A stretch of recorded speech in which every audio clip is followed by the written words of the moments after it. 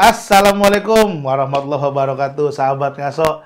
Masya Allah, hampir ya kurang lebih 3 minggu nih Ustadz kita nggak berjumpa lagi nih Ustadz. Wah, saya udah kangen juga nih. Sebenarnya bukannya berjumpa kita ada hajat apa gimana. Kebetulan saya mau Ustadz Afif masih ikut rangkaian kemarin tuh tur Habib Umar di Indonesia. Allah. Alhamdulillah Ustadz. Hampir kurang lebih seminggu saatnya kita dapat ya bisa dibilang ilmu baru, pengetahuan baru, semangat baru dari Habib Umar. Masya Allah. Mungkin kalau ini sih nggak kebayang. Kenapa nanya kebayang Ustaz? Karena setiap Habib Umar datang ke Indonesia, Anda tuh dapetin sesuatu yang baru. Luar biasa. Apalagi kemarin tuh semenjak ada apa tuh ya receh-receh masalah nasab lah inilah. Aduh, alhamdulillah Habib Umar jawab dengan ajib gitu. Jadi makin yakin nih. Ustaz, Anda lihat juga sibuk juga nih Ustaz nih. Bawa tamu kemana-kemana nih. Ada, alhamdulillah. Masih kepake juga. Masih kepake. Tapi nggak lupa Mang Aso kan Ustaz? Ya, alhamdulillah nyampe ke sini. Nyampe. Alhamdulillah sahabat-sahabat ngaso yang lagi di perjalanan masih saya nih sama Ustadz Afif, guru kita masih menemani ngaji sore teman-teman semua. Alhamdulillah pada sore ini nih kita kebetulan lagi ngebahas judulnya tentang tahajud. Bagaimana kemuliaannya, apa sih tahajud? Bahkan mungkin buat antum-antum yang udah pernah tahajud, bahkan juga yang belum. Jadi kita tahu nih kemuliaan-kemuliaan ini. Nah, bukan aneh yang ilmunya sih bukan dari aneh, dari guru kita ini. Langsung aja ya. Assalamualaikum Ustaz. Masya Allah. Makanya lebih gemuk deh. Apa makin ganteng, cerah nih. Ustaz, ini kita hari ini judulnya sholat tahajud Ustaz. Sebenarnya hukum sholat tahajud, kita bicara hukumnya dulu Ustaz. Gimana sih Ustaz hukum tahajud? Nah, hukumnya adalah sebuah kesunnahan. Sebuah kesunnahan. Allah Subhanahu wa taala berfirman, "Wa minal laili fatahajjad bihi nafilatan lak." Asa an yab'atsaka rabbuka maqaman mahmuda.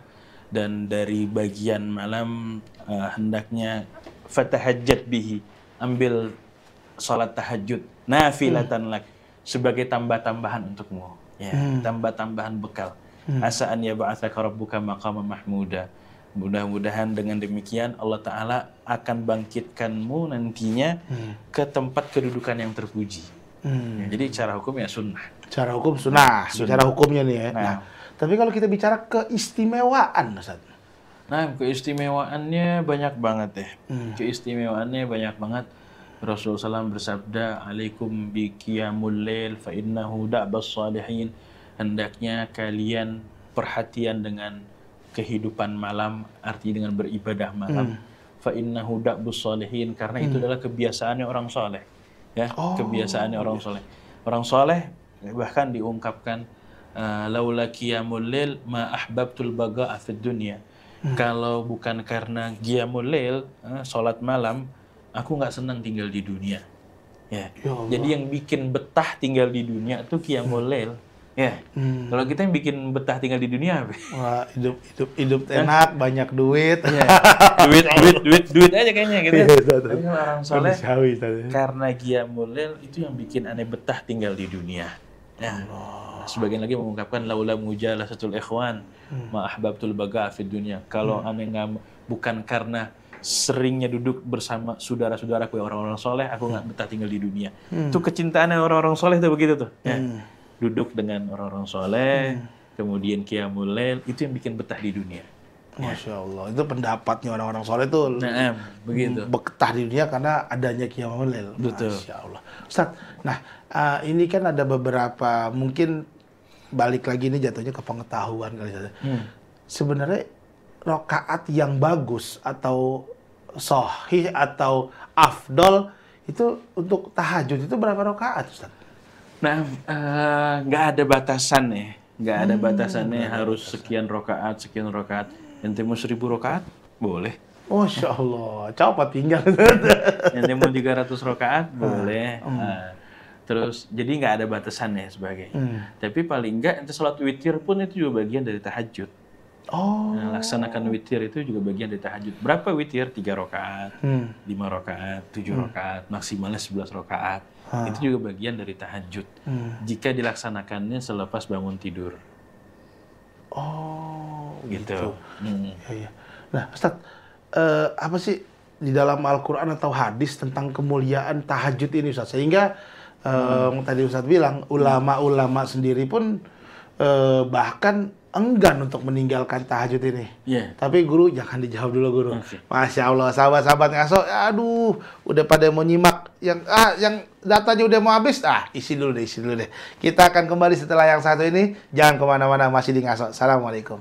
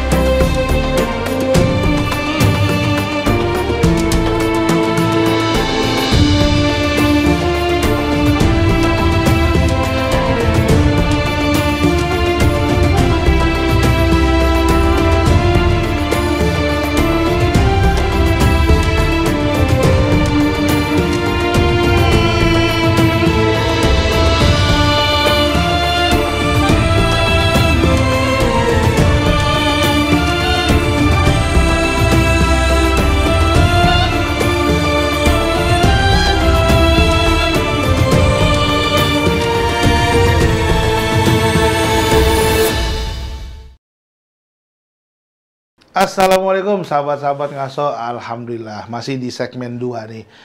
Segmen 2 tuh segmennya intisari ilmu, Masya Allah. Ustaz, tadi di segmen 1 kita udah bahas tentang ya perkenalan tentang tahajud. Nah, aneh mau tanya Ustaz, di Quran atau di hadis kemuliaan tahajud yang tadi Ustaz bilang bahkan ulama-ulama level tinggi itu enggan meninggalkan tahajud. Apa sih Ustaz? Nah, tadi aneh kutip surah Al-Isra kalau salah. Wa minal laili fatahajjat bihi nafilatan lak asa an yab'atsaka rabbuka maqam mahmuda. Dan dari sebagian malam kamu laksanakanlah tahajud sebagai tambah-tambahan bekal di akhirat. Nanti hasilnya asa an yab'atsaka rabbuka maqam mahmuda, kamu akan dibangkitkan dalam mendapatkan tempat yang terpuji. Orang-orang nih ngejar tempat yang terpuji ini. Maqam mahmuda ini dikejar. Orang-orang yang berpikir tentang kehidupan setelah kematian. Makanya dia ngejar dengan sholat tahajud. Itu keutamaan tersendiri. Maqam mahmud. Kemudian Allah Subhanahu wa Ta'ala juga berfirman dalam hadis qudsi ya. Dalam hadis disebutkan yanzilu rabbuna tabaraka wa ta'ala kulla lailatin ila sama'id dunya. Allah Subhanahu wa Ta'ala turun ke langit dunia, bukan Allahnya, tapi ampunannya, rahmatnya, fasilitasnya Allah Subhanahu wa Ta'ala. Allah nggak bertempat, bukan berarti Allah ada di langit turun ke, bukan. Tapi ampunan Allah memberikan obral ampunan. Kepada siapa? Itu mereka yang beribadah di thuluthul lail, di sepertiga malam akhir. Di sepertiga malam akhir sampai Allah Subhanahu wa Ta'ala memanggil hal min mustaghfirin fa'aghfirullah. Hal min talibi hajatin fa'aqdi hajatan. Atau kama qala sallallahu alaihi wasallam. Ya, siapa orang yang minta ampunan, aku berikan ampunan. Kapan? Tuh, di sepertiga malam akhir. Adakah orang yang minta kebutuhan, aku akan penuhi kebutuhannya, hajatnya. Nah, kalau kita ada tahu timing misalnya nih, akan ada obral nih. Jam berapa ya obralnya? Jam 3 sore. Kira-kira kita datang jam 3 atau jam setengah 3 kita datang sebelumnya. Kalau bisa sebelum jam 2 udah di situ kita. Sebelum jam 2 udah standby. Harusnya adabnya kita, orang yang butuh dengan Allah Subhanahu wa Ta'ala, kita menantikan itu sebelum tibanya waktu itu. Sempurnanya, sebelum tibanya waktu itu kita udah nungguin. Karena sebentar lagi, jangan sampai nunggu dipanggil. Ada nggak yang butuh ampunan? Aneh udah siap standby. Nah gitu. Jadi kayak begitu. Keutamaan satu tuh ibadah malam demikian. Juga diungkapkan bahwa ibadah malam ini lebih unggul daripada ibadah siang. Seperti kasodaqatis sir ala sodaqatil alaniyah. Seperti sedekah yang rahasia dengan sedekah yang terang-terangan. Mana yang lebih unggul? Sedekah terang-terangan atau sedekah rahasia? Tentunya sedekah rahasia memiliki keunggulan tersendiri dibanding orang yang sedekah di depan halayak ramai. Sama orang yang memiliki ibadah malam dengan ibadah di siang hari, itu kayak begitu. Ibadah malam itu lebih tersembunyi, lebih sunyi antara dia dengan Allah Subhanahu wa taala. Ya benar-benar dia tulus, ya enggak? Ada nggak orang yang sholat tahajud digaji, dibayar? Nggak ada kan? Dia nanti minta balasan gajinya itu nanti sama Allah Subhanahu wa taala. Gitu, minta. Ustaz, nah, ini maaf nih kalau misalkan agak agak beda persepsi. Kan kalau kita bilang tadi Ustaz bilang hukumnya adalah sunnah sholat tahajud ini. Dan bahkan banyak juga Ustaz ya ritual-ritual sholat yang sunnah. Ada kayak sholat duha, ada sholat qobliyah, ada sholat. Nah, menurut aneh nih Ustaz, aneh sih yang fakir nggak ngerti ilmu menurut aneh. Berarti kalau ditimbang mana yang kita utamain nih Ustaz? Karena kan kalau sholat duha jelas tadi Ustaz bilang pagi waktu kita masih ya bisa dibilang lagi dalam keadaan mobilitas. Tapi kalau misalkan lagi sholat tahajud kan Ustaz bilang harus tidur dulu. Jadi kira-kira kalau bicara dibandingkan gitu Ustaz, kira-kira yang mana Ustaz lebih utama? Bingung ya kalau dibilang banding-banding. Masing-masing tuh punya keunggulan. Masing-masing punya keunggulan, meskipun ada hadis yang menjelaskan bahwa afdhalus syiyam ba'da Ramadan syiyam Asyura. Wa afdhalus shalah ba'dal fariidah salatul lail atau kama qala sallallahu. Paling afdalnya puasa setelah puasa Ramadan, puasa hari Asyura. Dan paling afdalnya salat setelah salat 5 waktu ialah salat qiyamul lail, tahajud. Salat malam lah, salat malam. Itu lebih unggul. Dan juga tadi keutamaan hadis yang kata Rasulullah SAW, fadlu salatul lail ala salatin nahar ka fadli sadaqatis sir ala sadaqatil alaniyah. Sedekah sir dengan sedekah terang-terang. Itu kan sebenarnya secara letter hadis betul. Lebih mengunggulkan salat malam. Tapi salat duha itu juga bayangin, kita dituntut setiap pagi itu, setiap hari itu untuk bersedekah sejumlah persendian. Wah, banyak. Jumlah sendi kita ada berapa ya? Oh, banyak Ustaz, ada. Banyak. Jumlahnya itu ada 360 kata Rasulullah SAW. Rasulullah zaman dulu udah bilang 360. Zaman sekarang ilmuwan, wah bener ya 360 ya. 360 persendian. Dan setiap persendian itu harus menunaikan sedekahnya. Berarti kan harusnya 360 sedekah setiap pagi. Gimana caranya? Wa yujzi'u dzalika bi rak'atain minad duha, dan cukup itu semuanya tertunaikan. Sedekah persendian yang jumlahnya sampai 360 itu tercukupi dengan sholat duha dengan 2 rakaat. Nah, terus kalau nanti mana yang lebih afdol? Aneh nggak bisa bilang lebih afdol, mana lebih afdol. Ya udah kayak begitu. Masing-masing punya keunggulan, keutamaan. Kalau kita bicaranya orang yang yang biasa ibadah di siang hari, kita kompor-komporin, ibadah malam istimewa loh. Kalau orang yang biasa ibadah malam kompor-komporin, lu kalau siang tidur terus ada sholat duha lu istimewa gitu aja. Jadi biar dua-duanya dapat. Benar. Alhamdulillah. Ustaz, nah ini kalau kita udah bicara keistimewaan, tadi kita sama-sama sepakati bahwa dua-duanya sama-sama istimewa. Nah, yang jadi bicara PR-nya nih Ustaz, bagaimana kalau misalkan ukuran rokaatnya nggak sama Ustaz? Kadang-kadang hari ini kita lagi semangat, hajar deh tahajud 4, besok aduh capek banget, cuma dapat 2. Bahkan besoknya lagi semangat lagi, wah hajar deh 10 gitu. Nah, ini menjadi ukuran yang tidak istiqomah atau gimana? Jadi kayak main-mainin rakaat salat. Enggak. Berarti kan istiqomahnya dia tahajud. Itu yang harus diapresiasi. Iya, istiqomahnya tahajud. Hanya ukuran rakaat, ya. Bukan sebuah hal yang harus dipermasalahkan. Bukan sebuah hal yang harus dipermasalahkan, mau dia 2, 4, atau berapa. Dan juga ada beberapa waktu tuh sholat itu di malam mungkin lebih panjangin berdirinya. Lebih panjangin berdirinya. Kalau siang lebih banyakin sujudnya, artinya lebih banyakin rokaatnya. Ya, berarti kan itu ada keunggulan masing-masing lah. Ini ulama lagi mikir mana yang paling afdol rukun sujud lebih afdol, enggak berdiri lebih afdol. Udah dibagi 2 deh. Kalau malam hari bagusan panjangin berdiri. Panjangin berdiri maksudnya apa? Banyakin baca Quran di dalam sholat. Banyakin baca Quran dalam sholat. Kalau siang hari udah banyakin sujud. Berarti banyakin apa? Banyakin rokaatnya. Nah itu ya sah-sah aja. Dan nggak ada aturan baku harus sekian rokaat dan sebagainya. Lagi-lagi Anda bilang sholat tahajud, sholat yang dilaksanakan setelah dia tidur. Dia tidur bangun jam 9 malam, sholat itu kan tahajud. Hitungan tahajud. Berapa rakaat? Bebas. Tapi kalau pakai patokannya witir, 3 rakaat, 7 rakaat, yang bilangan ganjil sampai 11 rakaat. Karena witir pun juga tahajud. Witir pun juga tahajud. Setiap sholat yang dikerjakan setelah tidur malam, itu namanya tahajud. Habis maghrib tidur, belum sholat isya. Sholat isya jam berapa? Jam 12 malam. Anda pernah tuh ketiduran kayak gitu tuh? Nah, banyak yang kayak gitu. Masya Allah. Banyak. Iya, kayak gitu. Nah, itu dihitung bagian dari tahajud, sholat yang dikerjakan. Padahal dia sholat isya, tapi kemasannya tahajud. Kan di situ itu perjuangan. Perjuangan lawan dari orang tidur bangkit menuju Allah Subhanahu wa taala. Ya Allah. Dari lemes kan capek tuh. Tapi kan niat sholatnya beda, Ustaz. Enggak, jadi aneh sampein lagi. Setiap sholat yang dikerjakan habis tidur malam, itu namanya tahajud. Allah. Ente mau witir, mau sholat hajat, mau istikharah, melaksanakan sholat tahajud itu. Istikharah gitu. Begitu. Kalau dia mau sholat nafil, mutlaqan sholat tahajud, boleh juga. Niat sholat tahajud. Itu sholat witir, dapat keutamaan tahajud. Karena waktunya malam hari dan setelah ente tidur. Itu kan sebenarnya nyiksa hawa nafsu. Ya, sama kayak dalam hadis Rasulullah SAW, afdal siam Daud. Ya. Paling bagusnya puasa saudaraku Daud. Kenapa? Daud nyiksa puasanya. Sekarang puasa, besok makan. Besoknya puasa. Kan nyiksa kayak gitu. Beda kalau kita 30 hari full kan, gampang aja 30 hari full. Betul. Nah ini nanti suruh tidur dulu gitu. Kalau misalnya nggak tidur dulu gimana? Boleh nggak dia tahajud? Ya kalau dia nggak tidur dulu, jatuhnya jadi qiyamul lail. Jadi sholat malam aja.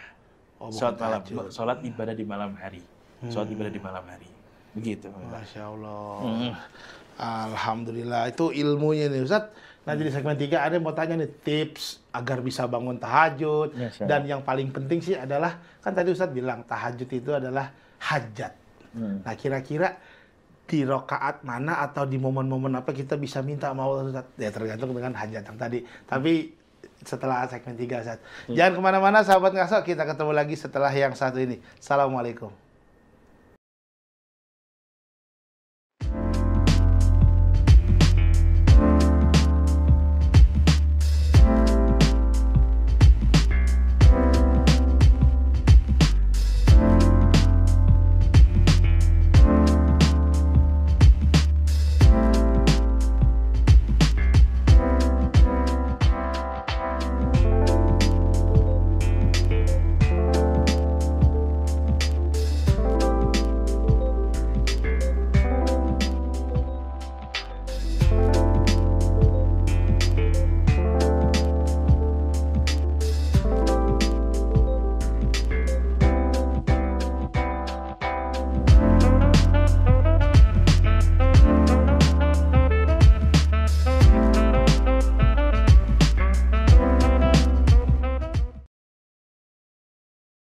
Assalamualaikum sahabat Ngaso. Masya Allah, nggak terasa nih waktu juga yang akan memisahkan Ngaso ngaji sore kita pada hari ini. Masya Allah, padahal ini judulnya sangat menarik, tahajud. Ya mungkin sahabat-sahabat Ngaso di rumah, di perjalanan atau lagi nonton streaming mendapatkan ilmu baru nih tentang tadi dari guru kita tentang tahajud. Kita masuk di segmen 3 tentang rangkuman. Ustaz, sebelum masuk ke rangkuman, Anda tadi kan sempat punya pikiran ya Ustaz. Ustaz bilang kan tahajud itu adalah sholat hajat atau kita perlu nih sama Allah gitu loh. Kira-kira di rokaat atau di momen apa sih Ustaz kita bermunajatnya gitu, maksudnya mintanya gitu loh Ustaz? Nah, sebenarnya nggak ada spesifik di rokaat berapa, di mana. Nggak ada ya. Boleh berdoa dalam sujud dan itu menjadi posisi terdekat kita dengan Allah Subhanahu wa taala. Tapi yang adabnya harus menjadi perhatian, lagi di posisi terdekat jangan lagi mikirin dunia lagi. Oh iya betul. Ya Allah minta mobil, ya Allah minta rumah, enggak, udah doa yang warid dari Nabi SAW. Allahumma inna ala dzikrika wa syukrika wa husni ibadatik wa rabbana atina. Boleh kayak begitu. Dengan bahasa Arab, bahasa Indonesia lah. Iya, betul. Bahasa Indonesia lah. Sama kayak di kunut orang pakai bahasa Indonesia juga nggak boleh. Nggak boleh juga. Harus pakai bahasa Arab, Maka itu paling nggak spot di dalam sujud boleh-boleh aja. Dan kalau mau lebih leluasa lagi ya selepas tahajud. Zikir-zikir malam itu kan Masya Allah kuat itu. Sayyidina Habib Umar sampai nyuruh baca la ilaha illa anta subhanaka inni kuntu minaz zalimin di malam hari. Kenapa? Karena itu bisa mengeluarkan Nabi Yunus dari gelapnya malam hari, dari gelapnya laut, dari gelapnya di dalam perut ikan. Dia baca itu sampai keluar dari kegelapan. Nah sama, kita dari gelap-gelapnya malam baca itu supaya keluar dari kegelapan menuju ke cahaya terang benderang, cahaya dari Allah Subhanahu wa taala. Begitu minta. Ustaz, nih sebelum Anda meminta tips agar bisa tahajud, Ustaz, bagi kalimat sedikit, Ustaz, kalimat-kalimat gimana sih orang-orang soleh dulu itu semangat tahajud. Bahkan mungkin ada salah satu kisah orang soleh yang menambah inspirasi kita, Ustaz. Silakan, Ustaz. Nah, ada seorang waliullah, wali min auliyaillah, bahkan Sayyid Taifah Sufiyah, pemimpinnya Thariqah Sufiyah lah. Imam Junaid Baghdadi. Imam Junaid Baghdadi terkenal dengan kesolehannya, terkenal dengan kewaliannya. Beliau wafat. Tetangganya nggak hadir nguburin jenazahnya Junaid Baghdadi. Karena tetangganya lagi di nyari kayu bakar lah. Pokoknya jauh gitu, nggak ada yang ngabarin kan. Pulang-pulang Imam Junaid Baghdadi wafat. Dia sedih, nggak bisa nyolatin, nggak ikut nguburin di awalnya gitu. Sampai akhirnya dalam tidurnya dia mimpi. Dalam tidurnya mimpi ngeliat, Imam Junaid Baghdadi mendapatkan keistimewaan, mendapatkan keridhaan dari Allah, nikmat di dalam kubur dan sebagainya. Ketika ditanya, karena apa nih wahai Imam? Sebabnya apa nih? Kan pasti mikirnya karena kesolehannya ini, karena sedekahnya ini, karena nggak, ternyata kata Imam Junaid Baghdadi apa? Karena sebabnya itu ruqai'at fi jawfil lail. Beberapa rakaat yang dikerjakan di tengah-tengah malam. Itu yang bikin Allah Subhanahu wa taala memberikan keridhaan pada Imam Junaid Baghdadi. Allah taala ini sembunyiin keridhaannya di mana? Bisa di lagi khidmah sama orang tua, ada bisa lagi sholat, bisa lagi sedekah. Imam Junaid Baghdadi mendapatkan keridhaannya Allah Subhanahu wa taala itu karena beberapa rakaat doang di tengah-tengah malam. Itu kita cari momen-momen spot kayak begitu. Jangan sampai merugi, nggak kebagian kayak begitu. Bahkan dalam hadis, orang yang bangunnya setelah adzan fajar, bangunnya setelah adzan subuh, itu fadza kabala syaitan fi udhunih. Itu setan kencingin di telinganya. Itu yang bangunnya setelah habis subuh, habis adzan fajar. Gimana orang bangun? Gimana yang bangunnya bablas ya, satu bukan dikencingin lagi. Habis waktu subuhnya, bukan dikencingin lagi nih. Ditidurin kepalanya itu ya. Bayangin kalau setan bisa ngencingin dia, berarti kan setan bisa ngendaliin itu kamarnya. Ngendaliin itu rumah, kita dikencingin sama orang yang kesel. Lagi dikencingin sama setan. Dan saya tadi juga punya makalah, beliau mengatakan ada pencari ilmu tapi dia nggak tahajud, nggak qiyamul lail, udah cuci tangan dari dia. Nggak ada kebaikan dari mencari ilmu, orang pencari ilmu. Itu santri pencari ilmu. Gimana Ustadz? Ustadz agak tahajud, wah repot juga ya. Ustadz kecapean habis dakwah kemana-mana. Ninggalin, kita kira-kira. Alhamdulillah, makin lengkap ilmunya. Ustadz, nih kita sebagai orang yang masih belajar, Ustadz, ada minta tips nih, Ustadz. Ya mungkin tips ini sangat-sangat bermanfaat untuk Anda. Mungkin buat sahabat-sahabat Ngaso juga akan menjadi salah satu landasan nih. Wah, Anda tahajud gitu. Agar kita bisa tahajud, Ustaz. Karena kan tadi Ustaz bilang juga, kita punya kesibukan dunia, tapi kita masih nyempetin tahajud, Allah mandang kita. Gitu. Jadi kira-kira apa sih tipsnya, Ustaz? Nah, ada beberapa hal. Ya Rasulullah SAW memerintahkan kita ada sunnah tidur qailulah. Tidur beberapa saat di siang hari. Qailulah ini waktunya singkat. Bukan habis nunggu siang dengan tidur. Tapi beberapa saat sekian tidur, tujuannya untuk membantu saat bangun tahajud. Ya, jadi tidur siang. Orang yang mau tahajud tidur siang, cari celah tidur siang. Dan tidur itu bukan banyaknya, tapi ente niatin keberkahan yang sedikit itu bisa memberikan energi. Ya enggak? Ada mikro sleep gitu kan. Betul. Itu bisa manfaat. Tidur siang. Tapi jangan sampai ente tidur siang nggak tahajud. Ya Allah. Itu sama kayak orang makan sahur tapi nggak puasa. Nggak puasa. Gitu. Makan sahur nggak puasa. Kemudian tutup hari dengan zikir dan doa. Tutup hari itu maksudnya siangnya ente tutup dengan kebaikan. Allah berfirman, wasabbihu bukratan wa asila. Senantiasalah kalian bertasbih pada Allah bukratan wa asila, di pagi hari dan juga di sore hari. Di pagi hari dan sore hari. Orang yang menutup sorenya, harinya, karena menutup harinya dengan zikir pada Allah, insya Allah akan ditutup malamnya dengan dalam keadaan zikir pada Allah Subhanahu wa taala. Sebelum maghrib dalam keadaan mengingat Allah, insya Allah kan sebelum maghrib nih, sebelum berakhirnya hari tersebut, Sebelum terbenam matahari. sebelum berakhirnya siang, sebelum berakhirnya sore, nanti insya Allah sebelum terbitnya fajar atau sebelum terbitnya fajar atau sebelum Matahari. berakhirnya malam, sebelum berakhirnya malam akan ditutup juga dengan kebaikan.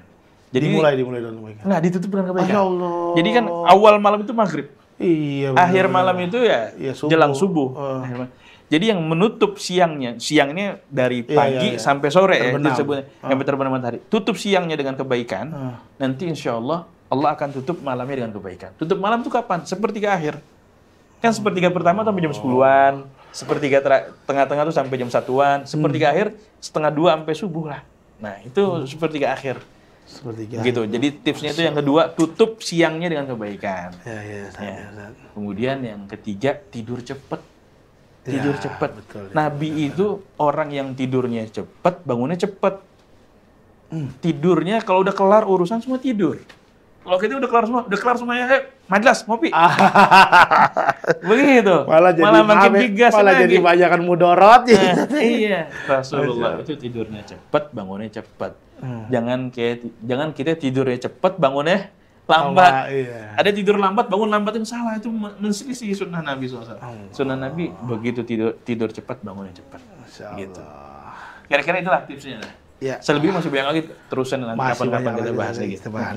Alhamdulillah sahabat-sahabat ngaso, itu dia tadi, Masya Allah. Ini sih bener-bener deh, ini sama kayak Ustaz kayak jadi nasihatin saya gitu.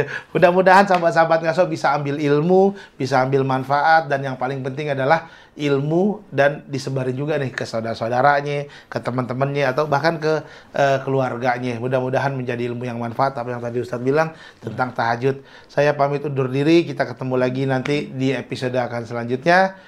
Ustaz pamit ya. Sip. Assalamualaikum warahmatullahi wabarakatuh.